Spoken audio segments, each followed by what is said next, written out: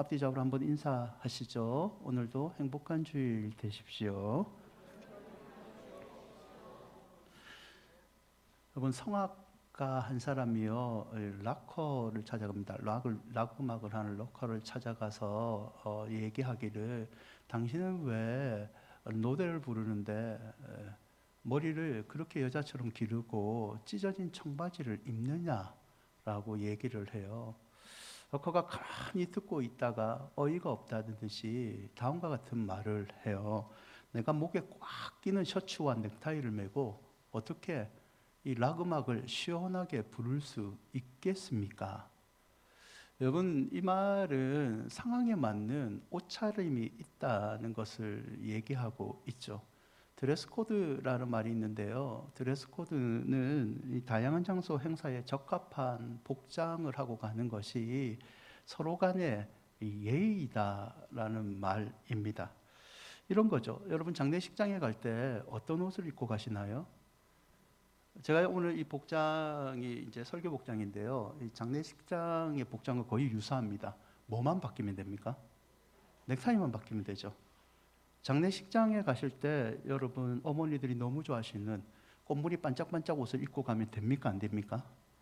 안 됩니다. 옆에 가시는 권사님들이 난리 납니다. 집에 가라. 네가 무슨 우사냐. 난리 나죠. 장례식에 갈 때는 검은색 계통으로 이 장례식을 집례하는 저 같은 경우는 흰 와이셔츠에 검은 넥타이, 검은 양발, 검은 구두까지 신어야 됩니다. 지금은 뭐 검정 구두까지는 잘 뭐 허용을 해주는데 예전에는 진짜 올 블랙으로 해야 됐죠. 결혼식에 가면 그러면 어떤 드레스 코드를 하고 가십니까? 결혼식에 가실 때 요즘 많이 편해졌죠. 그러나 이 결혼식 갈 때는 일단 예의상 정장을 입고 가야 됩니다. 여자분들은 짧은 이 드레스보다는 무릎 아래 길이의 드레스를 권장하고 있죠. 반면에 휴가나 여행을 갈 때는 여러분 어떻게 입고 가나요? 어떻게 입고 가세요? 밝히기 힘드세요? 여름 휴가철이 다가오는데 우리 어머니들은, 젊은 세대들은 이미 쿠팡과 여러 가지를 통해서 드레스 코드를 정해놓고 계시잖아요. 주문을 하고. 제가 너무 친한 목사님이 이 부산에서 목회를 하시는데, 부산에 요즘 꽤 사람들이 이 숙소로 많이 잡는 여행지 가운데 하나가 강한리 해수욕장이 있습니다. 거기서 걸어서 5분 거리에 목회를 하고 계시는 이 목사님이 계세요. 그 교회에 작년에 너무 멋진 게스트하우스를 만들었습니다. 저한테 구경을 시켜주더라고요. 방도 있고 화장실도 있고 너무 좋은 거예요. 그래서 제가 부탁을 했죠. 내년에, 올해죠. 여름 휴가를 내가, 부산이 제 고향이니까 집에서 자는 것보다 휴가 기분 내려고 이 좋은 게스트하우스에서 좀 재워줬으면 좋겠다라고 얘기를 했죠. 흔쾌히 그래라 그러는 거예요. 근데 조건이 하나 있대요. 조건이 뭔 것 같아요? 수요예배 와서 설교를 해라 이러는 거예요. 참, 내가 휴가 가는데 남의 교회 수요예배 가는데 반바지 입고 설교를 할 수 없잖아요. 정장을 갖고 가야 되는 거예요. 그래서 내가 웃으면서 치사하다 치사해 치아라 그랬습니다. 여러분, 휴가 갈 때도 적절한 복장이 있습니다. 때와 장소에 맞게 옷을 입는 게 문화고 예절이죠. 또 옷이라는 것은요, 그 사람의 신분을 나타내기도 합니다. 직업을 표시하기도 하죠. 경찰관, 소방관들은 그에 맞는 제복을 입습니다. 의사는 뭐를 입을 것 같아요? 전통적으로 흰 가운이죠. 의사는 흰 가운을 입게 되어 있습니다. 죄수들은요, 감옥에 가면 수의를 입습니다. 죄수의 신분이 벗어나면 수의를 바로 벗습니다. 여러분, 바울은요, 이 본문에서 이 옷에 관한 이야기를 통하여 영적 교훈을 전하는데, 우리는 예수 그리스도의 은혜로 말미암아 하나님의 자녀, 새 사람이 되었습니다. 아멘. 바울은 이 새 사람다운 옷을 입는 믿음의 행동이 필요함을 오늘 본문에서 이야기하고 있습니다. 에베소서 4장 22절과 24절에 보면 새 사람은 옛 사람의 옷을 벗어버리고 그리고 새 사람의 옷을 입어야 된다라고 얘기하고 있죠. 22절에 옛 사람을 벗어버린 것은, 옛 사람의 옷이라는 것은 습관을 얘기합니다. 행동을 얘기하죠. 거짓말하고 화내고 도적질 하던 거 그거 벗어버려야 된다. 그거는 하나님 자녀다운 삶이 아니다라고 얘기를 합니다. 그리고 이 옛사람의 옷을 벗은 다음에 새 사람의 옷을 입으라라고 얘기를 하죠. 여러분, 저와 여러분은 하나님의 은혜로 구원받은 백성인 줄 믿습니다. 아멘. 그럼에도 불구하고 우리는 천국에 이르기 전까지는 아직까지 옛사람의 습관, 행동 등이 남아 있습니다. 이 나쁜 옛사람의 습관을 믿음 안에서 끊어버리고, 그리고 하나님이 원하시는 새 사람의 길로 계속 변해가는 것. 바울은 그 모습을 하나님의 진짜 자녀라고 말을 하고 있는 거죠. 4장 23절과 24절인데요. 한 번 더 함께 읽어 볼까요? 오직 너희의 심령이 새롭게 되어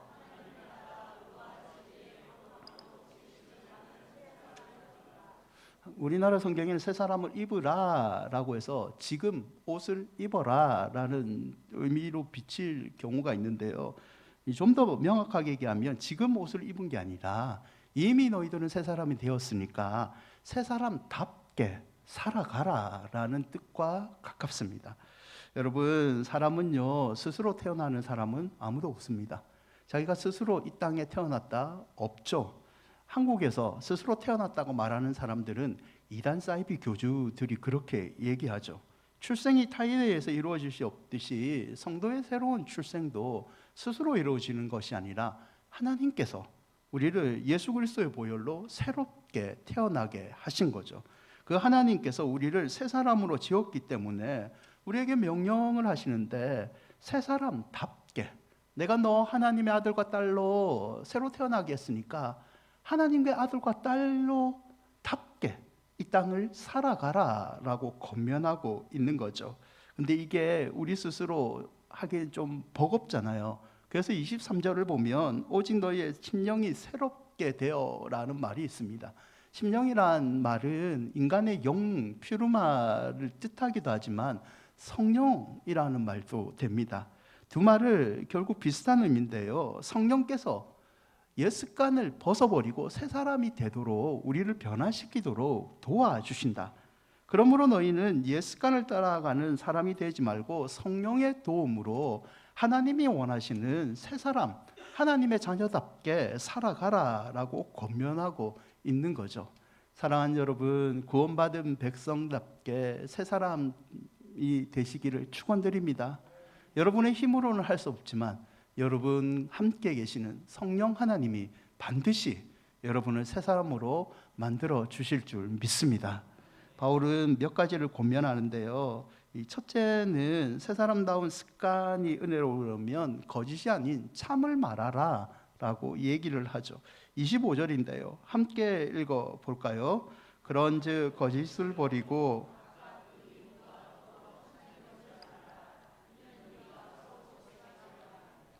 2004년도에 우리나라에 67만 7,979건의 통계가 하나 나온 게 있습니다. 우리나라에 67만 7,979건. 이게 무슨 통계일 것 같아요? 대한민국의 로또에 당첨된 사람의 숫자일까요? 어떤 숫자일 것 같아요? 여러분, 이 통계는요, 대한민국의 고소 고발 건수입니다. 이 직전에는 2023년에는요 45만 2천 건 정도인데 한 해가 지나지 않아서 고소고발이요 한 50% 이상 증가하게 됩니다. 2020년, 21년에 경찰에 들어온 고소고발건은요 40만 건입니다. 근데 2023년부터는 매년 5만 건에서 많게는 22만 건까지 증가하고 있습니다. 고소고발이 늘어난다는 거죠. 이 말은요 사람들이 거짓말을 아무렇지 않게 한다는 의미도 담고 있습니다. 여러분, 우리나라 이웃에 있는 일본이라는 나라가 있잖아요. 일본에는 몇 건의 고소고발이 있을 것 같아요? 정직하다는 얘기는 들어보셨죠? 표를 한번 보여주시면 일본과 대한민국을 비교한 고소고발 건인데요. 딱 봐도 차이가 나죠. 여러분, 일본의 인구가요 우리나라 인구의 한 3배 정도라고 얘기를 합니다. 우리나라의 고소고발건을 비교를 해보면요 우리나라는 일본보다 고소고발이 한 150배 정도 더 많습니다. 이 더 안타까운 건 일본의 고소 고발은요, 거의 다 폭행 사건입니다. 우리나라는 뭘 것 같아요? 우리나라의 52%가요 사기 사건입니다. 이 대부분 이 사기 사건 중에서도 또 따지고 보면 이 50% 정도가요 무고한 사건입니다. 사기가 아닌데 거짓말 쳐가지고 저 사람 내한테 사기 쳤다고 돈 뜯는 거. 거짓이 난무하고 남을 모함하는 문화가 자리 잡고 있다는 거죠. 여러분, 거짓말을 어떻게 생각하세요? 거짓말을 어쩔 수 없거나 당연하다고 혹시 받아들이고 있지는 않습니까? 4장 25절을 보면요, 이 참된 것을 말하는 이유 가운데 하나가 우리가 서로 지체된다는 말이 있습니다. 거짓이라는 것은요, 나만 죽이는 거 아닙니다. 내 지체인 가족을 죽이고요, 내가 속해 있는 교회 공동체를 죽이고, 내가 속해 있는 회사 공동체를 죽일 수 있는 위험성을 얘기하는 거죠. 크리소스톰이라는 이 초대 교부 시절의 이 성경 이 주석가가 있습니다. 이 사람이 거짓말의 위험성을 얘기할 때 이런 얘기를 한 적이 있어요. 만일 눈이 발에게 거짓말을 하면 어떤 결과인지 생각해 보라는 거죠.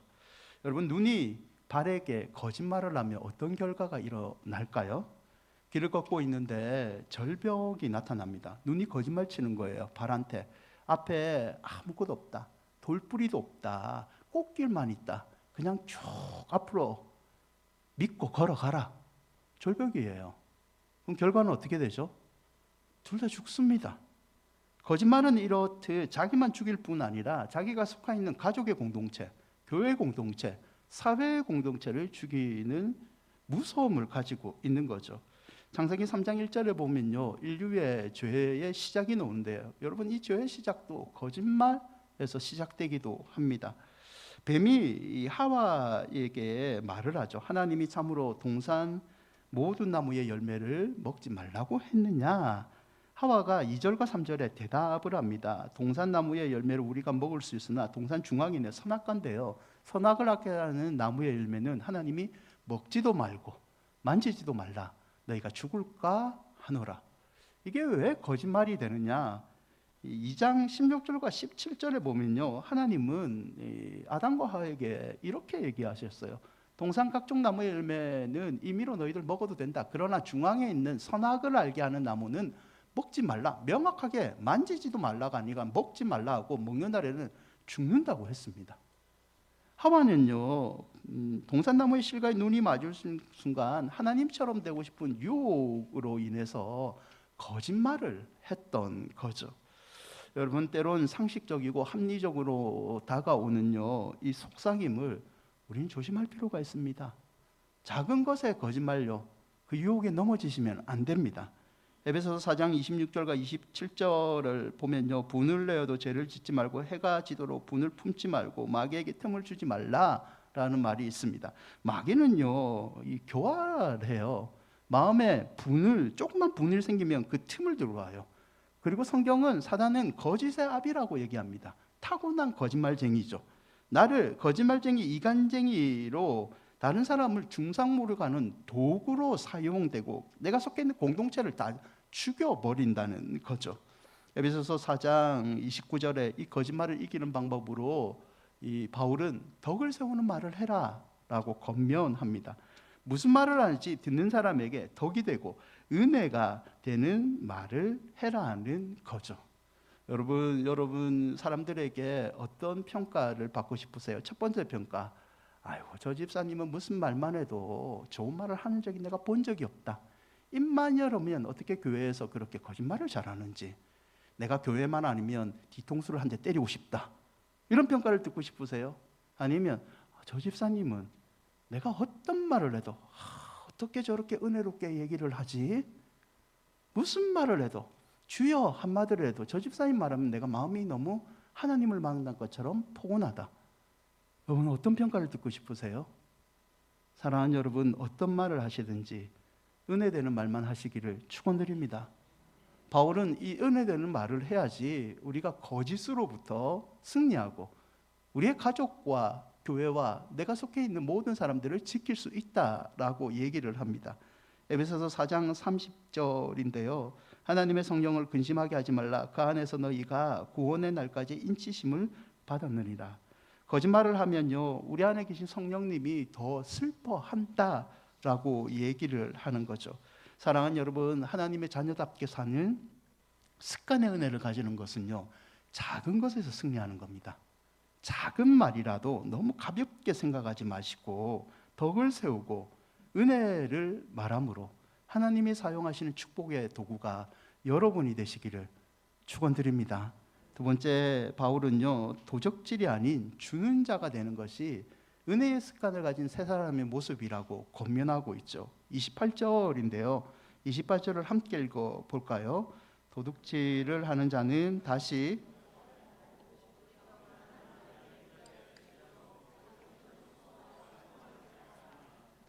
본문에서 말하는 도둑질은요, 단순히 물건을 훔쳐온다 이거의 의미를 뛰어넘습니다. 본문에서 말하는 것은요, 이 딴짓을 하는 것도 다 포함이 되어 있습니다. 내가 성실하게 일해야 될 회사의 근무 시간에 다른 짓을 하는 것, 내가 부모로서 자녀를 돌봐야 되는 시간에 자녀를 팽개치고 다른 짓을 하는 것, 이런 것도 다 하나님이 내게 주신 선물인 자녀와 시간을 너희들이 도적질한다라고 얘기를 합니다. 반대의 경우도 있어요. 정당한 대가를 주지 않고 착취하는 것. 이 자녀 얘기를 계속 해드는데요. 내가 자녀를 하나님의 선물로 양육을 해야 되는데 방치하는 겁니다. 이것도 도둑질과 같은 거예요. 하나님의 선물을 방치하는 거죠. 본문에서 강조하는 것은 특히 목적인데요. 돈을 버는 목적이 무엇인지 바울은 얘기합니다. 28절을 다시 보시면 가난한 자에게 구제할 수 있도록 자기 손으로 수고하여 선한 일을 해라. 단순히 돈을 벌기 위한 목적이 자신의 유익이 아니라 다른 사람을 돕기 위해 일을 하라. 그 목적, 하나님 나라의 백성을 세우는데 목적을 가져야지. 우리는 도적질하는 사람이 아니라 하나님이 원하시는 새 사람의 모습인 주는 자가 될 수 있다고 얘기하는 거죠. 사랑하는 여러분, 선한 일을 하는데 수고하시길 바랍니다. 하늘 나라를 위해서 수고하는 건데요, 이 수고는 하나님께서 결국 우리에게 만배의 축복으로 갚아주실 줄 믿습니다. 성경주석가 베이커라는 사람이요, 이 탐욕에 관해서 다음과 같은 말을 한 적이 있는데요.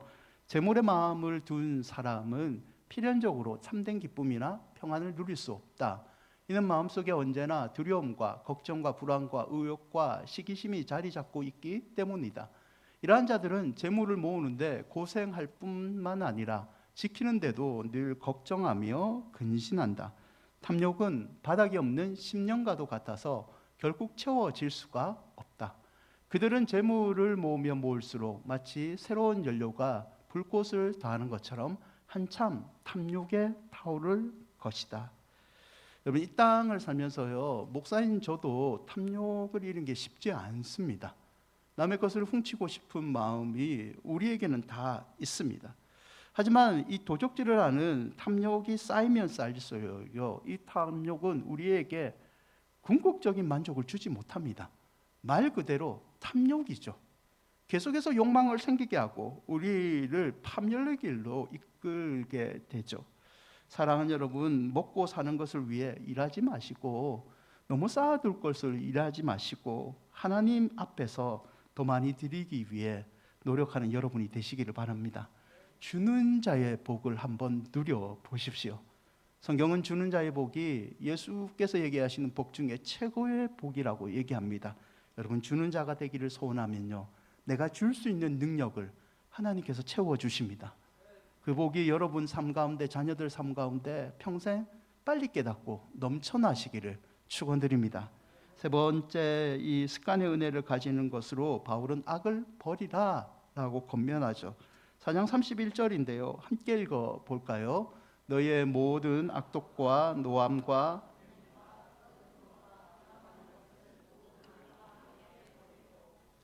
악독은요, 날카로운 마음과 이 예리한 혀입니다. 남을 비판하는 혀죠. 노함은요, 격분하는 것.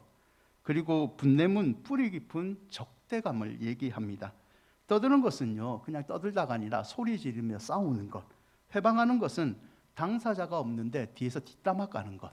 명성을 송산시키는 거죠. 악인은 다른 사람에게 해를 입히고자 하는 마음과 의도를 얘기하고 있습니다. 하나님은 바울을 통해서 이 모든 것을 너희들 끊어버려라, 버려라 명령하고 계신 거죠. 32절을 보시면요, 대신 이런 것들을 버린 다음에 너희가 가질 마음이 뭐냐면 서로 친절하고 불쌍히 여기고 서로 용서하라. 구원받은 사람은요, 그 자리에서 사실 끝나지는 않습니다. 구원받은 다음에 하나님 자녀다운 모습으로 날마다 변화하며 살아야 되는데요, 그 변화하며 사는 새 옷을 입은 모습은 무엇으로 증명됐냐면 이런 삶의 행동으로 증명해라는 거죠. 마태복음 7장 17절과 20절에 보면 예수님께서 하신 말씀인데요, 예수께서 얘기하기를 이런 말을 해요. 이와 같이 좋은 나무마다 아름다운 열매를 맺고 못된 나무가 나쁜 열매를 맺나니 좋은 나무가 나쁜 열매를 맺을 수 없고 못된 나무가 아름다운 열매를 맺을 수 없느니라. 아름다운 열매를 맺지 않는 하는 나무마다 찢겨 불에 던지느니라. 이러므로 그들의 뭘로 알리라 합니까? 열매로. 내가 하나님 자녀답게 사는 것을 무엇으로 증명합니까? 기도로? 기도로도 증명하죠. 예수께서는요, 열매로 증명해라는 거죠. 선한 일을 해라. 너희들이 거짓말을 말하지 말라. 남을 비방하는 행동을 하지 말라. 다른 사람을 봤을 때 애들에게 너 저렇게 살지 마가 아니라 저 사람을 너가 하나님의 사랑으로 보듬어 줘라. 불쌍히 여겨라. 그런 행동에 열매가 나타났을 때 하나님 자녀다운 은혜의 사람이 증명이 된다는 거죠. 말씀을 맺고자 합니다. 존 맥스웰 목사님의 이 예화 가운데 하나인데요, 어떤 사람이 10,000명의 사람이 모인 가운데 이 빳빳한 새 돈이죠, $50를 손에 들고 이렇게 외칩니다. 이 $50가 필요하신 분 여기 계십니까? 10,000명 중에요, 거의 대부분의 사람들이 손을 번쩍 듭니다. 제가 필요합니다. 그리고 나서 이 사람이요, 그 $50를 손에 다시 가지고 내려오더만 팍 구겨버립니다. 구겨고 나서 다시 구겨진 $50를 들고 외칩니다. 이 돈이 아직도 필요하신 분 계십니까? 사람들 어떻게 했을 것 같아요?